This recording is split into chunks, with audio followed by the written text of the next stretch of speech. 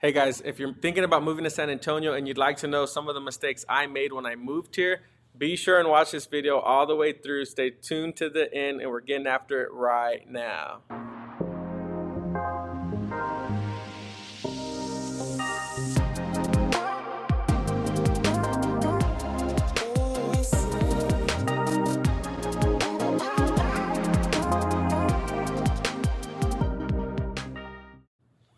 Hey guys, it's Jaime with the Aguillon International Group at Keller Williams right here in San Antonio.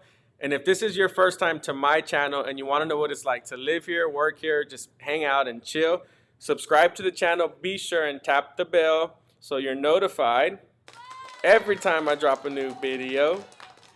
And you can give me a call, shoot me a text, or send me an email, whichever is easiest for you if you're thinking about moving.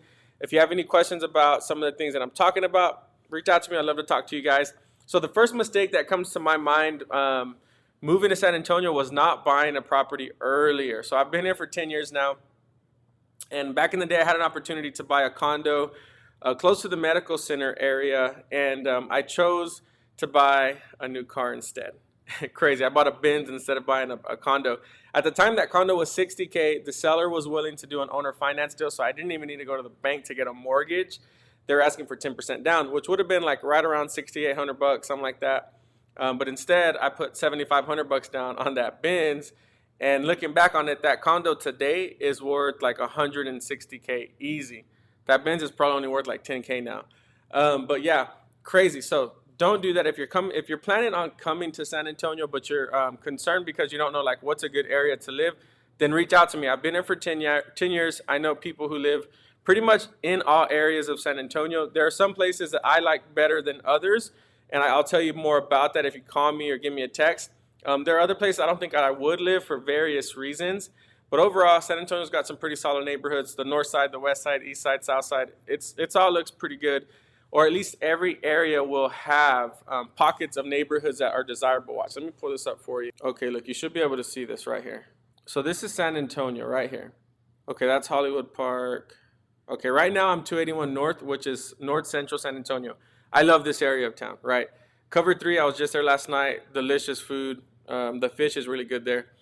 But yeah, so right here, I-10, right past Fiesta, Texas, right? So Fiesta, Texas is going to be right here by the rim.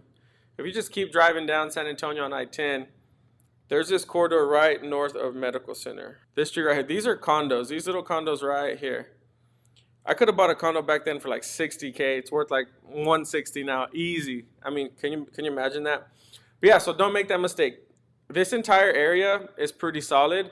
I mean, the medical center has its pros and cons. I've lived in the medical center maybe 5 or 6 years on and off the past decade. I like it because it's really central and it's close to lots of places. The second mistake I made moving to San Antonio, that I made that you don't have to make is not exploring the food scene. Oh my goodness, there's so much food in San Antonio. It's crazy. And not just like Latin cuisine. They've got lots of good food here. So if you look at the map of San Antonio, it's pretty big, right? It makes like just like 2 donuts around the middle of downtown, right? So downtown being here, lots of good restaurants. Street watch this. Let me type restaurants. You're gonna see. Look at that. That's not as many as I thought. Oh, there you go. There you go. See how many are popping up? My wife has a friend who has a restaurant. It's gonna drive me nuts, but it might come to me as we continue to talk. Eats M's Eatery, I think is what it's called. No, that's Illinois. Okay, bummer. I'll find out in the next video. I will tell you where to go. When I said my wife, they have oysters there. They're really known for the oysters, M's Oysters. I think it's going to drive me crazy. But no. Yeah, so those are the 2 mistakes that I really think, looking back on these 10 years, I would have done differently. I've explored lots of places in San Antonio. Like I ate sushi for the first time being out here. And there's so many sushi places you can go. Chinese, I've always been a fan of Chinese food, so you can find that pretty much in any area of San Antonio. One of my favorite places is off of the 1604 corridor. Let me bring that up so you can see where it's at on the map. So check it out. Oh wait, we need to get back to San Antonio. The 1604 corridor is gonna have cover 3 Eddie V's. Eddie V's is good, but what are we looking for? I think it's called Walk This Way, or right here, Waukee. That place right there, the Waukee seafood, Chinese seafood cuisine, it's pretty good. My old office used to be just across the street from there, so I really like that place. Thinking about San Antonio now, being here for 10 years, I definitely like the north side, the northwest side. The The medical center is really cool because it's central to everything. And if I were to build an Airbnb or buy a running Airbnb in San Antonio, I'm definitely going to go with like the east side of San Antonio. So I think that'd probably be mistake number 3, not having an Airbnb at this point. We are actively shopping, making offers as we find properties. It's pretty competitive though. So, I mean, 2 or 3 or 4 buyers could be making an offer on the same property. That's not unlikely in today's market, but I'm going to show you. I know this is 3 mistakes I made moving here, but you've also got to check this out. This would be a win. This will go in the book of good ideas. Okay, look, bam, east side San Antonio. You see that? This whole pocket right here by the Alamo Dome is being gentrified. Also known as, they're making houses really nice there. There's like restaurants, retail strips now that didn't used to be there. So this whole area, Denver Heights, Essex, if you drive in and you don't really know where you're at, you could feel like some of these areas are really sketchy.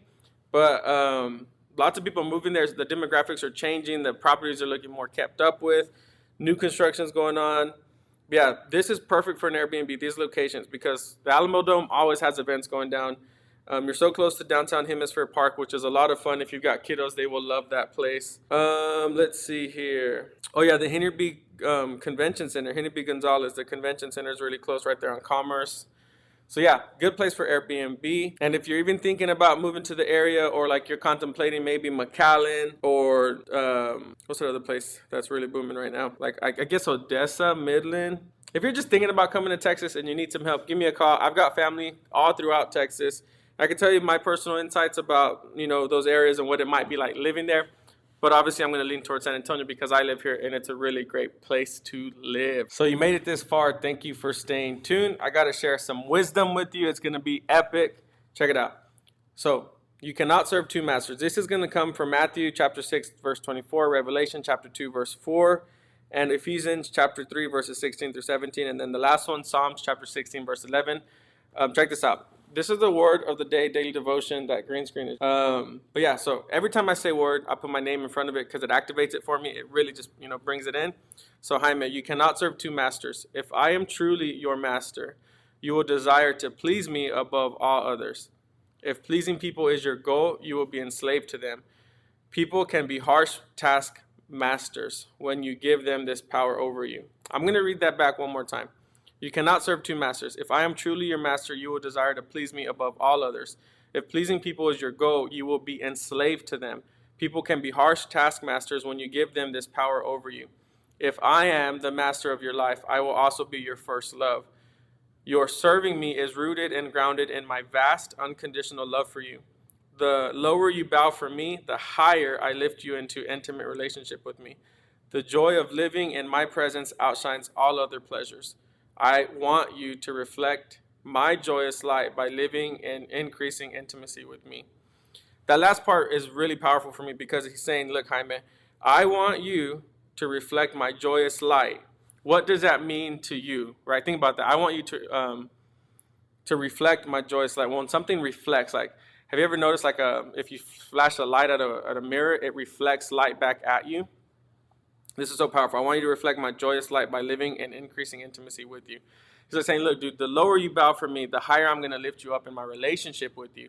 And the people around you are going to start seeing that light reflect off of you. That is so powerful. Don't sleep on that. I'm telling you, don't sleep on that. That's so powerful.